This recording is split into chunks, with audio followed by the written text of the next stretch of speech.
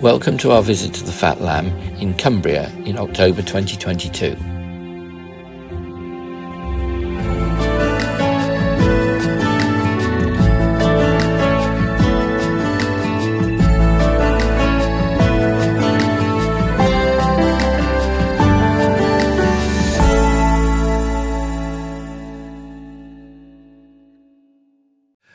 Rascal, one of the group's teddy bears, is waiting with his chum Valentine to go round the Cumbrian countryside in Pat's black MGB GT. As can be seen, windscreen wipers were an essential part of the equipment this visit, although the weather did brighten up. Under the railway bridge we can see Paul from the Fat Lamb's Big Heeley as he sits there taking photographs. And then we chase on after Nick and Joe in their big Jensen. Phil was delighted to accept an invitation to drive Mark's V12 E-Type. Here they are following Barry and Sue in their Wolseley 1660.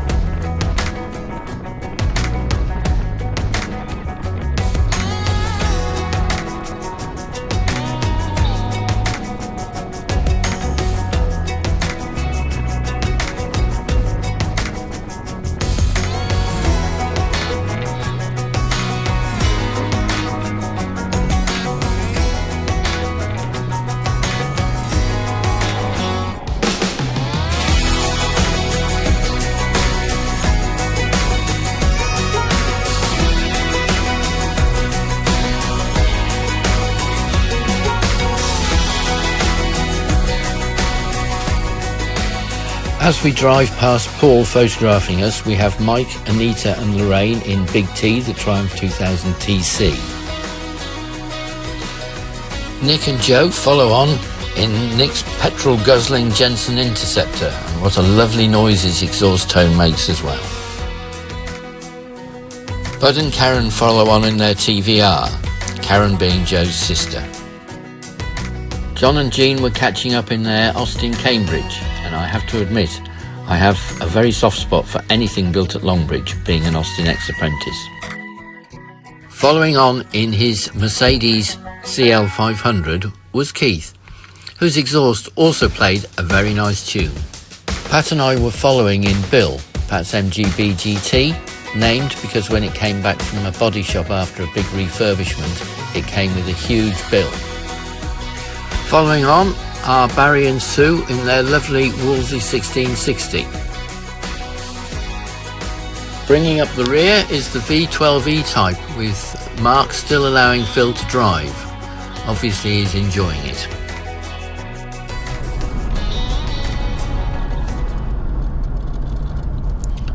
With rain clouds overhead as well as blue sky, we pull over to let Paul past in his Austin-Healey 3 litre. Paul used to race this car and has detuned it slightly, but it still sounds glorious, as you will hear from the exhaust note. He has with him Lucas, Phil and Lorraine's son, who has a grin stretching from ear to ear whenever we see him out in that car.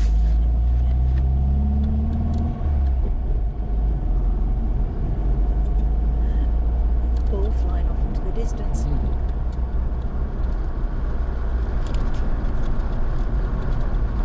A little further on, we catch up with and pass a very fit cyclist. He must be fit, as all hills in Cumbria seem to go upwards. We then come to a cattle grid, one of so many we've passed, and this one certainly gives Bill a bit of a bounce.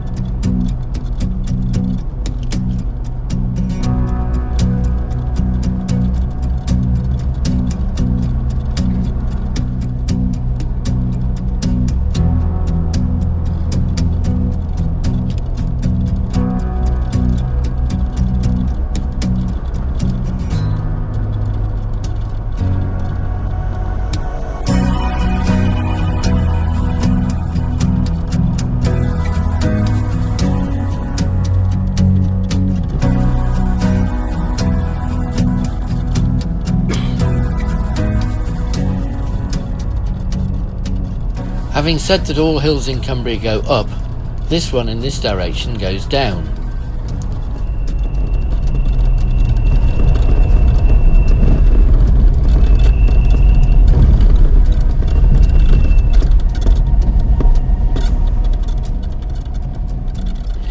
If you listen very carefully, you can hear Bill's brakes squealing.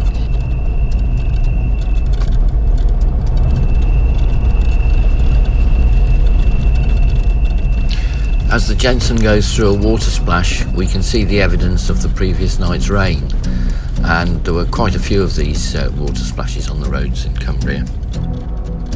We pull in to let photographer Paul and his assistant Lucas pass in the Big Healey.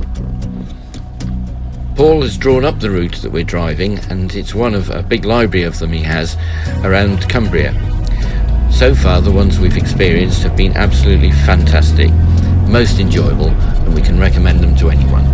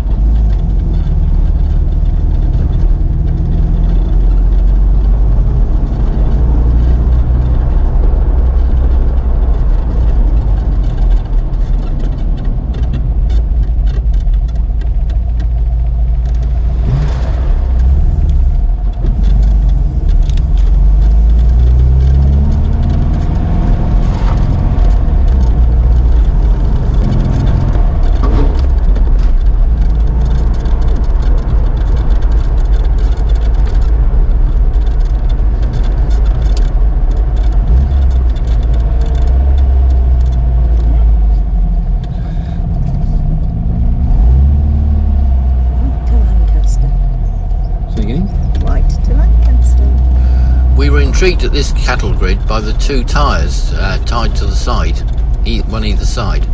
We can only imagine that the sheep around there are very clever and had managed to walk across the cattle grid, but of course with the tyres there they wouldn't be able to.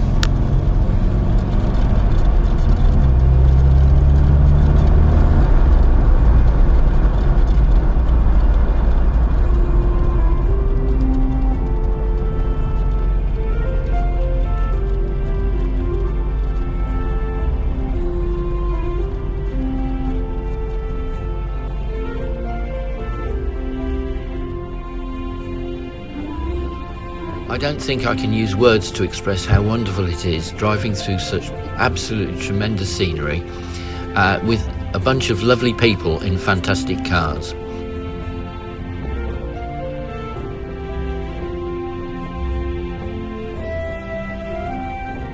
You will have noticed that both Paul in his Big Healey and Mark and Phil in the E-Type Jaguar have had the wimp cover down for the duration. And very brave they were at the beginning, as we saw with the windscreen wipers having to be used. However, the sun is now shining, and the weather has greatly improved as Phil lets the Big Healey past. Around a corner, over a bridge, around another corner, and there's the rest of the crew waiting for us, and the Healey goes past again.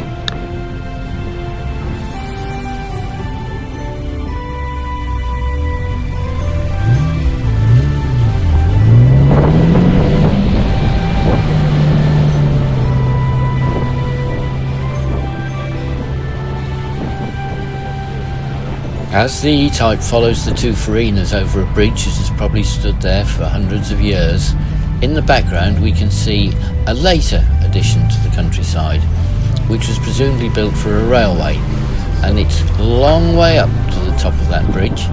Quite a feat of engineering at the time it was built.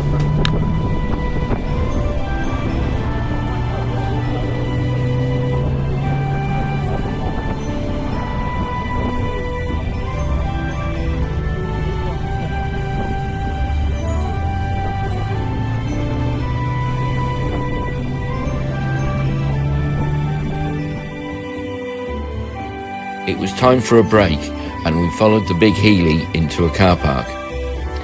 Cake was produced, legs were stretched, and Paul from the Fat Lamb, with his white beard seen in the picture, stood by his Healey checking the route. Meantime, Nick, fearing for his ever-decreasing stock of E5 petrol in the tank, took the opportunity of extending his range. And here we are on the right alongside a railway embankment which transforms into a lovely brick viaduct across the bottom of the valley. Bridge.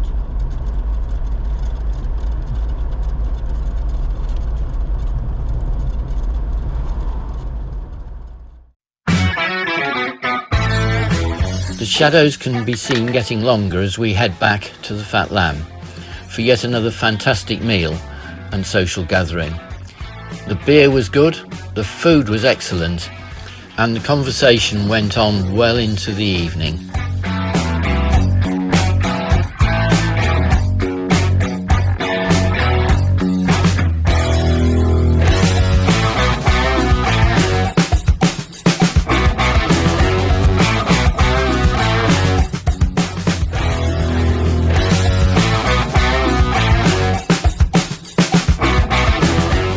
Sunday morning we set off from the Fat Lamb for Windermere. I thought it was a bit strange that this chap by the road was ignoring all the rare and sometimes exotic machinery passing right behind him. It takes all sorts.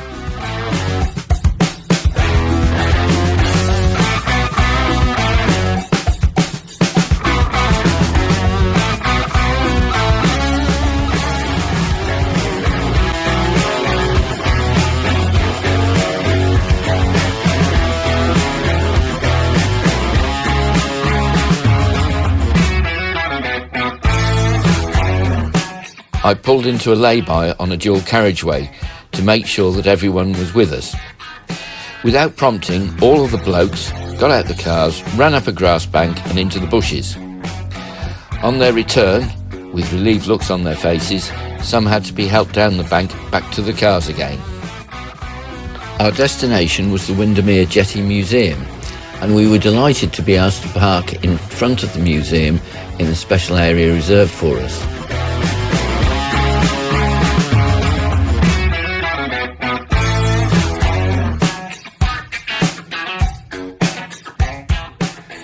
As well as holding a collection of boats in the museum, it's also possible to take a ride in a boat. We enjoyed a ride on Osprey, a steam launch built in 1902 and lovingly restored at the Jetty Museum. Mike, Anita, Nick and Joe can be seen taking the somewhat cool air whilst wrapped in blankets provided by our hosts.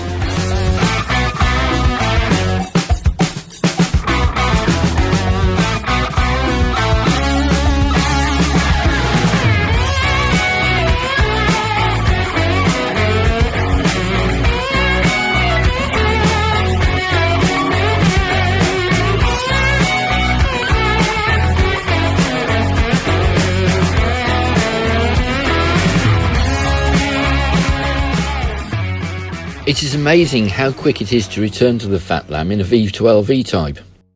Having enjoyed another tremendous touring weekend with a great bunch of fellow enthusiasts in cars built many years ago, Phil and Lorraine had to take their leave on Sunday evening. After a hearty breakfast on Monday morning, and some had departed homewards, a small number of us were privileged to accompany Keith down to the Fat Lamb's nature reserve to scatter Mette, his late wife's, ashes. Mette had decided she would like to have her ashes scattered there on the moorlands as it was such a beautiful and peaceful location.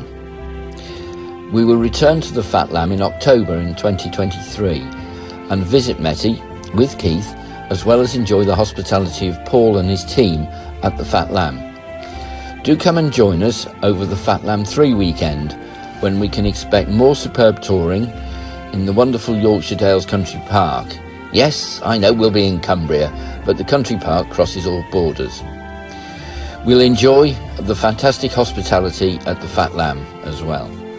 Finally, we must thank Paul and his team at the Fat Lamb for looking after us and feeding us so well.